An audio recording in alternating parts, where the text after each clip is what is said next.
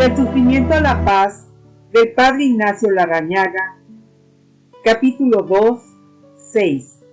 Impotencias y limitaciones. He aquí el misterio del hombre, infinito en sueños y tan poca cosa en posibilidades. Como esas hendiduras abiertas en las pendientes de las montañas, así lleva el hombre marcadas en sus raíces unas fronteras infranqueables. Desea mucho y puede poco. Apunta alto y clava bajo.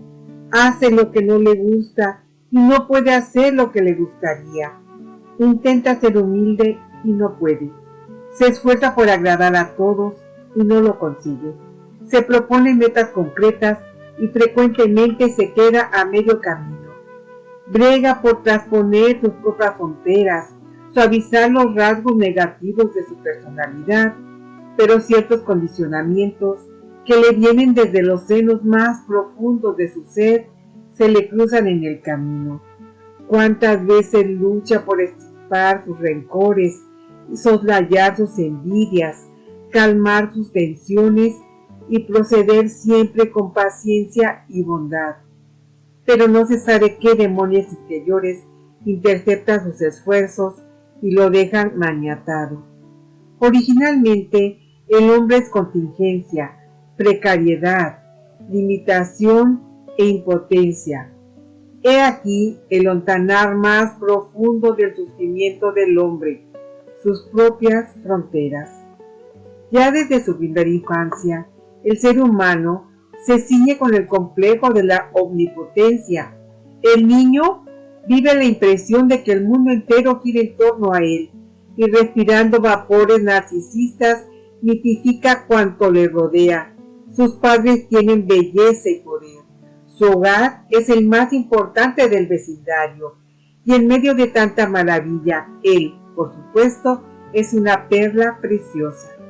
En cuanto se asoma al balcón de la vida, el niño comienza a despertar de aquel fantástico sueño y comprueba que sus padres no son tan maravillosos como se había imaginado, ni su familia tan encumbrada, y que él tampoco es el eje del mundo.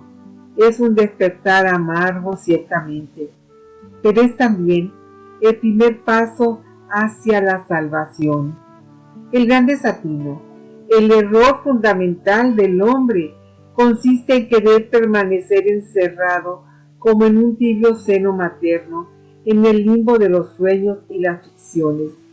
Sin darse cuenta, puede dedicarse a dar a luz ilusiones de omnipotencia y narcisismo, haciendo girar en sueños el mundo y su escena en torno a su eje. Son muchos los que viven así. Pero como la vida no es ensueño, la dura realidad le obligará a despertar a cada instante, y así es como su existencia puede transformarse en una cadena ininterrumpida de sobresaltos. El primer capítulo de la sabiduría aconseja al hombre mirar con los ojos abiertos la fría objetividad, permanecer sereno y sin pestañear ante las asperezas de la realidad, aceptándola tal como es, que somos esencialmente desvalidos, que es muy poco lo que podemos, que nacimos para morir, que nuestra compañía es la soledad, que la libertad está mortalmente herida, que es muy poco lo que podemos cambiar, que con grandes esfuerzos vamos a obtener más los resultados.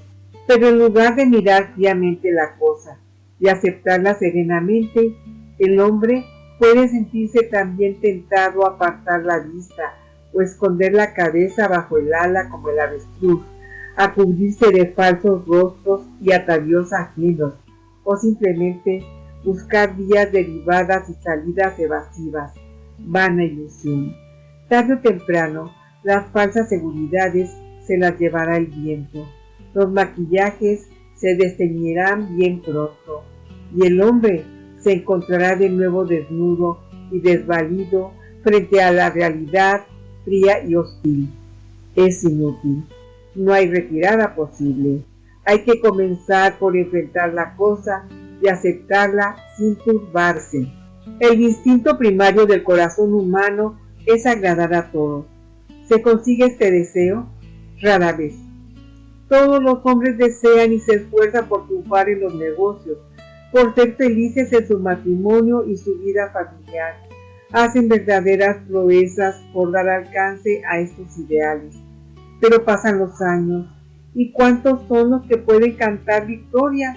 Muy pocos. Para numerosas personas, la vida en sí misma no es más que una decepción. Son muy pocos los que responden que harían el mismo recorrido si se les diera la oportunidad de comenzar de nuevo.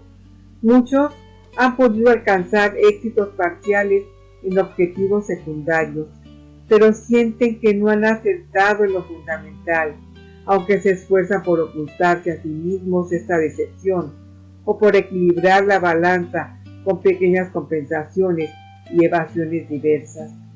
Así pues, las desilusiones derivan de las ilusiones y las decepciones de las ensoñaciones. La gente comienza por encaramarse en el tejado de las ficciones, y así la caída no puede menos de ser mortal. Comienza por ilusionarse, cerrando los ojos a la realidad, acariciando fantasías desmedidas, y el despertar no puede menos de ser amargo y enorme la frustración. Esta es la razón por la que nos encontramos en cada esquina con tanta gente decepcionada.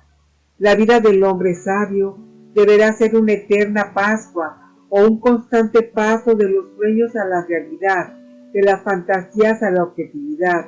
El sabio sabe que no se puede ser completamente feliz, completamente perfecto, que en la vida deberán alternarse triunfos y fracasos, alegrías y penas. Por eso, el hombre sabio no se asusta ante las emergencias imprevisibles y apenas sufre. 6.1. Constitución genética y personalidad. Entremos, pues, en la tierra sagrada de la objetividad. Necesitamos declarar la guerra a los ensueños, desplumar las ilusiones, tomar con ambas manos la piedra dura y fría de la realidad y avanzar así hacia el reino de la sabiduría. En este capítulo estamos tratando de descubrir las raíces del sufrimiento. Nuestro intento es eliminarlo o al menos mitigarlo. Para lograr este intento, digamos para comenzar, busquemos la línea divisoria entre lo posible y lo imposible. Lo posible para enfrentarlo y superarlo, lo imposible para dejarlo atrás. La personalidad es producto de dos factores, herencia y ambiente. Comencemos por el primero. Haciendo una inmersión en el misterio radical del hombre y su libertad, descendamos en las aguas profundas hasta tocar el fondo del misterio, la composición bioquímica de la célula. Analizaremos las últimas moléculas llamadas genes, donde está escrita con caracteres generales mi propia historia. En la segunda mitad del siglo XX se han producido descubrimientos trascendentales en diversos campos de la ciencia, pero hay un avance que supera a los demás y es el de la biología molecular, o más concretamente, el descubrimiento del código genético, que a la larga superará en trascendencia al de la energía nuclear. La ciencia del futuro es, pues, efectivamente, la biología molecular, y el ascenso del hombre seguirá los rumbos que le marque la ingeniería e industria genéticas.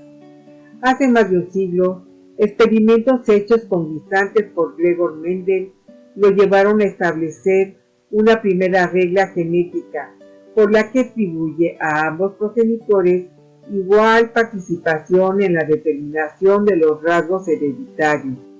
Los factores hereditarios fueron bautizados a principios de este siglo con el nombre de genes. A fines del siglo pasado, los científicos observaron en el microscopio que una célula, para poder dividirse, reproducirse, comenzaba a desplegar a uno y otro lado unos corpúsculos a modo de filamentos que más tarde recibirían el nombre de cromosomas. Por otra parte, en la misma época se logró aislar del núcleo de la célula un elemento que se llamó nucleína. De esta nucleína consiguieron los bioquímicos desprender el ácido nucleico, un azúcar de 5 carbones, comprobándose que este azúcar tenía un oxígeno menos que la ribosa, y por eso se le llamó desoxirribosa. Y así, sin más, nos encontramos ante el ácido desoxirribonucleico, el famoso ADN, el cual viene a ser el portador del código genético. Un gen es un fragmento de ADN con información, es decir, con un manual de instrucciones para programar un organismo. Cada individuo tiene una peculiar organización proteínico-enzimática que en forma de cable cifrado o de cerebro electrónico anida en el interior del gen. Y esa organización viene a ser la base de la constitución y desarrollo de las sustancias generales y glandulares, tejidos y órganos, y a través de todo esto, la base de las tendencias y rasgos fundamentales del individuo y por ende de su comportamiento.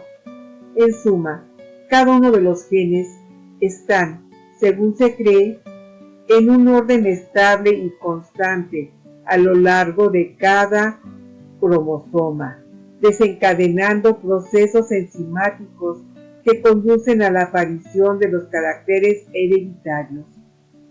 En el núcleo de cada célula hay 46 cromosomas y no se sabe el número exacto de genes que hay en cada cromosoma. Se estima que pueden variar entre 10.000 y 100.000. El óvulo femenino de 1/8 de milímetro es la célula más grande del organismo, mientras el espermatozoide, elemento masculino, es 88.000 veces menor que el óvulo, es decir, exactamente la célula más pequeña del organismo. Pero así todo, ambos elementos contribuyen por igual a la información genética, aportando cada uno su propio mensaje. Con otras palabras, entre ambos organizan un plan general, al que responderán los rasgos fundamentales del futuro individuo. Se trata, pues, de un proceso genéticamente codificado, el código genético. Ambas células, óvulo y espermatozoide, tienen funciones diferentes.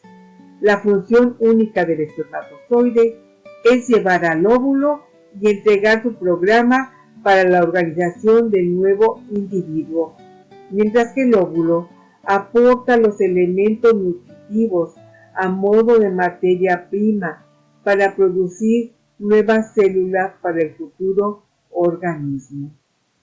El espermatozoide, que llega primero al óvulo con su mensaje, es aceptado sin más, mientras que los demás, y son millones, son rechazados. De paso, hagamos referencia a un pavoroso misterio.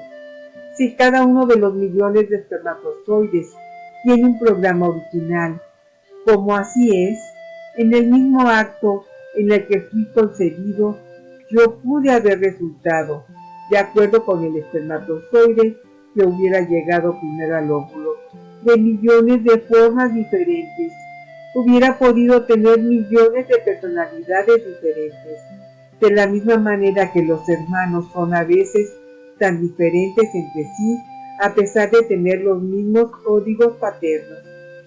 Los genes, sea individualmente, sea a través de los enlaces moleculares producidos por la mutua interacción, decidirán el carácter general del futuro individuo. Pero este programa, elaborado en combinación con el espermatozoide y el óvulo, puede ser alterado, y de hecho siempre lo es, por factores externos, como las radiaciones solares o nucleares, u otros accidentes a escala molecular. que pueden cambiar uno o varios elementos del código genético.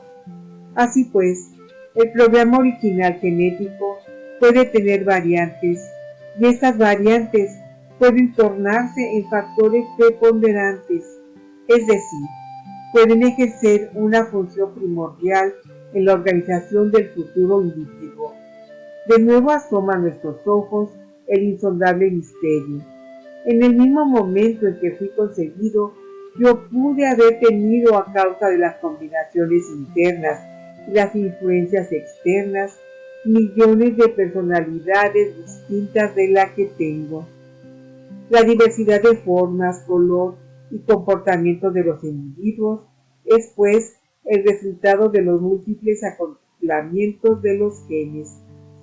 Así pues, los diversos procesos de segmentación y cruce de cromosomas, al igual que las mutaciones e influencias exteriores a la programación de los genes, mantienen inimaginablemente alto el número de combinaciones posibles, y de ahí provienen los casi infinitos matices humanos en las tendencias, actitudes, reacciones, impulsos de las personas, y en una palabra, ahí reside el misterio único e irrepetible de cada personalidad.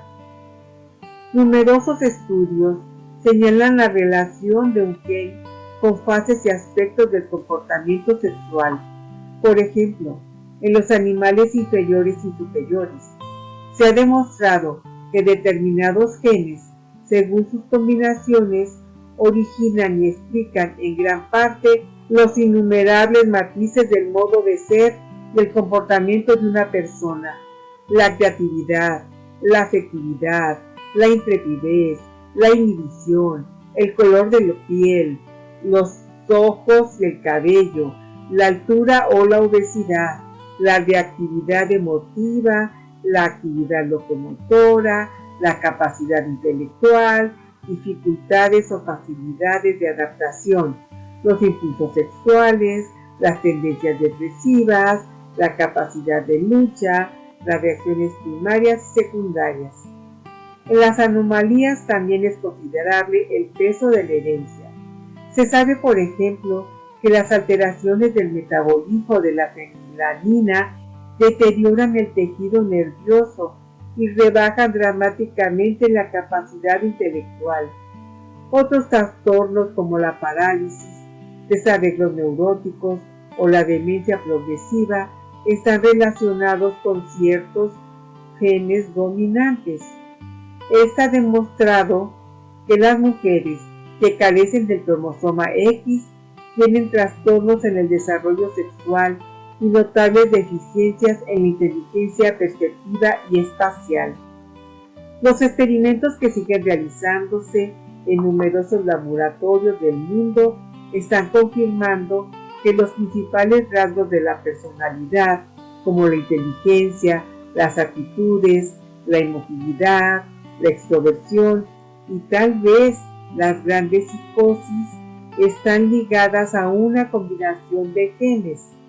El organismo está compuesto por diversos líquidos, huesos, piel, tejido muscular y nervioso. Hay una interacción profunda entre los procesos fisiológicos y los procesos de personalidad. No se sabe la fórmula exacta, pero existe una evidente y profunda interdependencia entre las funciones cerebrales, glandulares y la conducta humana. Si se lesiona una determinada zona cerebral, hay una inmediata repercusión en ciertos aspectos del comportamiento. Un funcionamiento deficiente del hipotálamo, de la hipófisis o de las glándulas suprarrenales pueden explicar las desviaciones o excesos de un determinado sujeto en la conducta sexual. La impulsividad y la afectividad están determinadas frecuentemente por el equilibrio endocrino. También el ambiente, como es obvio, contribuye a la formación de la personalidad. Podríamos decir que la personalidad es la herencia más el ambiente, mutuamente relacionados y profundamente entrelazados. Ahora bien, ¿en qué medida o proporción influyen un elemento y otro? ¿Cuánto se debe a la determinación genética y cuánto al ambiente?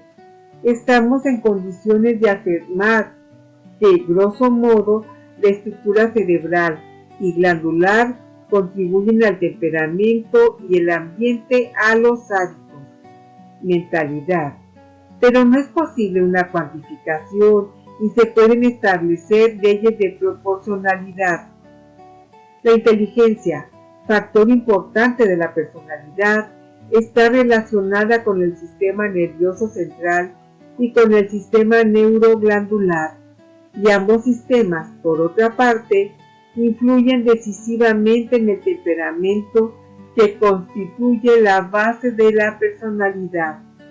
En cada personalidad existen amplias variaciones en las células cerebrales, tanto en número como en metabolismo, conexión y disposición general. De acuerdo con esas combinaciones, completamente desconocidas para la ciencia hasta el día de hoy, puede darse una gran variedad en lo que se refiere a condiciones intelectuales.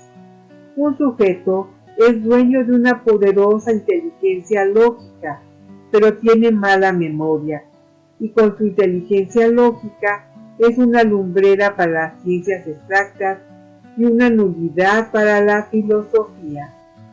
Hay quienes tienen una excelente memoria para los números, pero muy escasa para los nombres y nula para recordar lugares. El niño que fue una nulidad en la escuela, hoy hace prodigios en un taller mecánico, y el premio Nobel en astrofísica es incapaz de cambiar una rueda de su automóvil.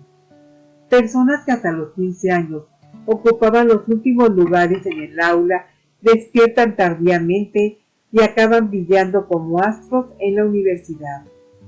Hay quienes se mantuvieron siempre los primeros puestos a lo largo de su carrera y luego resultaron mediocres en la vida profesional, mientras que otros que fueron una mediocridad en el aula han brillado con luces propias en la vida. Un organista que puede interpretar brillantemente cualquier partitura es incapaz de improvisar 5 compases seguidos. Evidentemente, para esos efectos contribuyen los factores ambientales, como la nutrición y los estímulos exteriores. Un adolescente humillado por sus compañeros en la escuela puede emprender 2 caminos opuestos: acomplejarse, inhibirse o amargarse, o por el contrario, en una actitud reactiva, sacar desde su intimidad humillada todas las energías para trasponer sus límites y triunfar en toda la línea. Lo que sucede en el nivel intelectual sucede igualmente con los rasgos emocionales y temperamentales. Hay aspectos de personalidad que están más sujetos a la influencia del ambiente y otros a la constitución genética. La facilidad es un síntoma de tendencia hereditaria. Se adquieren más fácilmente ciertos hábitos a causa de la existencia de disposiciones congénitas. Se aprende con mayor facilidad las matemáticas que la historia, cuando se tiene una disposición genética en ese sentido. Si un sujeto se adapta al medio ambiente más rápidamente que otro, si se manifiesta afectuoso, si se comporta con equilibrio frente a los conflictos, si se muestra dadivoso, quiere decir que existían en él esas tendencias congénitas.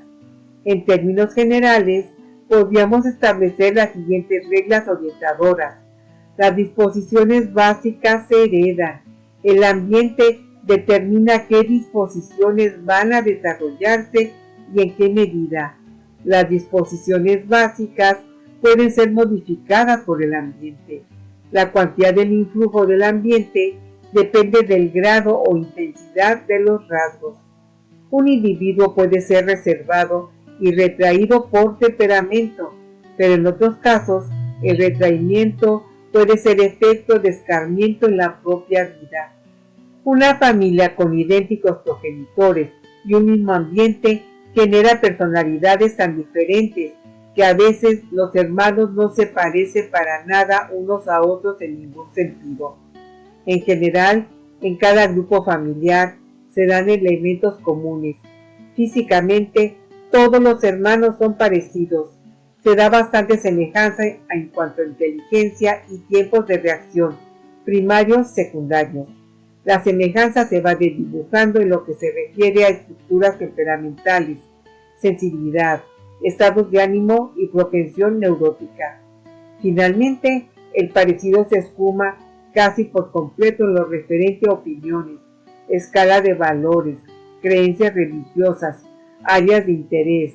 A pesar de todas las convergencias, siempre nos topamos con el misterio inédito y absoluto de cada persona. En cualquier grupo humano, entre 100 personas encontraremos 10 que son zurdas.